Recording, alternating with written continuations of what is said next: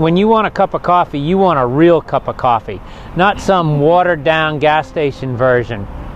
We're standing in front of the Pony Espresso on Southeast Broad Street in Southern Pines with Rachel Jergen, the owner-operator of the Pony Espresso. Rachel, tell us a little bit about what brought you to Southern Pines.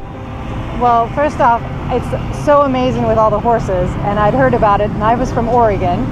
And so one day I came out to see an event, and I fell in love, and I moved the next year. So I brought 3 horses across the country, and I came to ride.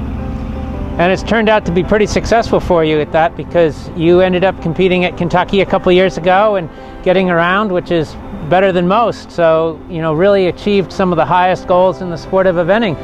But you're also a business owner here in Southern Pines. So tell us a little bit about what it's like to own a business here and the business environment here in Moore County.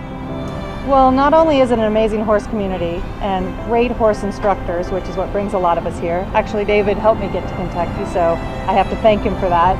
But also the community is so community-based, and it wants to support local all the time. So not only for the horses and golf, but the restaurants and the little coffee shops, people serve or seek out local. So it's super cool to be in a town that everyone wants to come to see me and support local.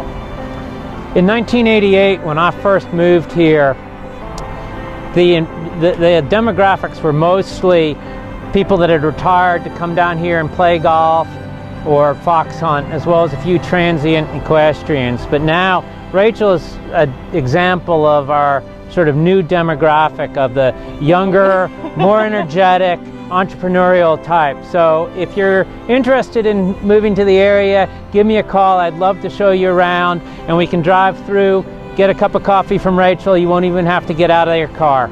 And we can talk horses too.